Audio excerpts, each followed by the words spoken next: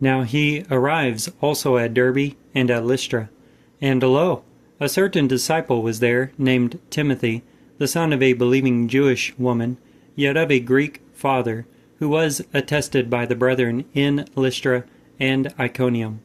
This one Paul wants to come out with him, and taking him, circumcised him because of the Jews who are in those places, for they all were aware that his father belonged to the Greeks. Now as they went through the cities, they give over to them the decrees to maintain, which have been decided upon by the apostles and elders who are in Jerusalem. The ecclesias indeed then were stable in the faith, and superabounded in number day by day.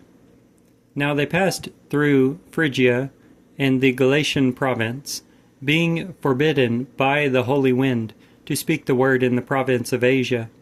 Yet, coming about Mysia, they tried to go into Bithynia, and the wind of Yeshua does not let them. Yet they, passing by Mysia, descended into Troas.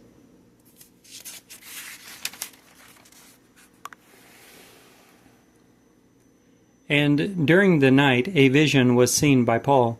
A certain man, a Macedonian, was standing and entreating him, and saying, "Cross over into Macedonia! Help us!" Now as he perceived the vision, we immediately seek to come out to Macedonia, deducing that God has called us to bring the evangel to them. Now setting out from Troas, we run straight to Samothrace, yet the ensuing day to Neapolis, and thence to Philippi, which is the foremost city of that part of Macedonia, a colony. Now we were in this city, tarrying some days. Besides, on the day of the Shabbats, we came outside of the gate beside a river, where we inferred there is prayer, and, being seated, we spoke to the women who are coming together. And a certain woman named Lydia, a seller of purple of the city of Thyatira, revering God, heard, whose heart the Lord opens up to heed what is spoken by Paul.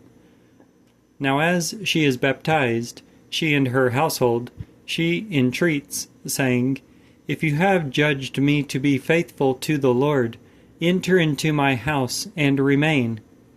And she urges us.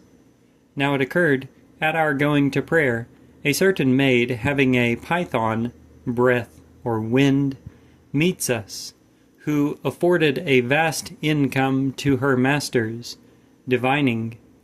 She, following after Paul and us, cried, saying, "These men are slaves of God Most High, who are announcing to you a way of salvation." Now this she did on many days. Now Paul, being exasperated and turning about, said to the wind, "I am charging you in the name of Yeshua the Anointed One to be coming out from her." And it came out the same hour. Now her masters, perceiving that the expectation of their income was come out, getting hold of Paul and Silas, draw them into the market to the magistrates, and, leading them to the officers, say, "These men are confounding our city. Belonging to the Jews, they are also announcing customs which it is not allowed us to assent to, nor to do, being Romans." And the throng assailed them. And the officers, tearing off their garments, ordered them to be flogged with rods. Besides, placing on them many blows, they cast them into jail, charging the warden to keep them securely, who, getting such a charge, casts them into the interior jail, and secures their feet in the stocks. Now at midnight Paul and Silas were praying and saying hymns to God. Now the prisoners listened to them. Now suddenly a great quake occurred, so that the foundations of the prison are shaken.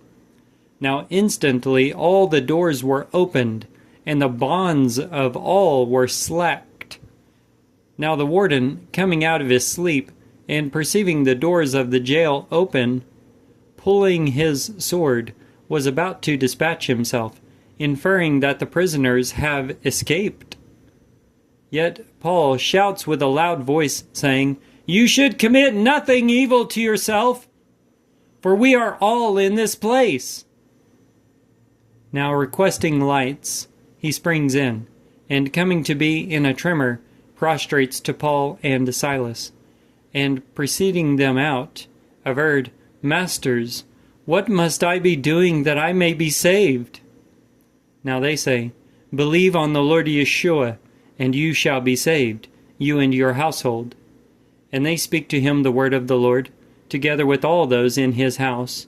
And taking them aside, in that hour of the night he bathes off their blows, and is baptized, he and all his family, instantly. Besides leading them up into his house, he sets a table before them, and exults with all his household, having believed God. Now day coming on, the officers dispatched the constables, saying, "Release those men." Now the warden reports these words to Paul, that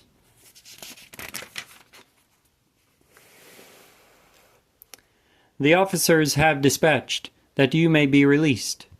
Then coming out now, go in peace. Yet Paul averred to them, "Lashing us in public, uncondemned, men belonging to the Romans, they cast us into jail, and now they are ejecting us surreptitiously. No, but let them come themselves and lead us out." Now the constables report these declarations to the officers. Now they were afraid, hearing that they are Romans. And coming, they entreat them, and leading them out, asked them to come away from the city. Now coming out from the jail, they came in to Lydia, and seeing the brethren, they consoled them, and came away. The Book of Acts, Acts of the Apostles, chapter 16.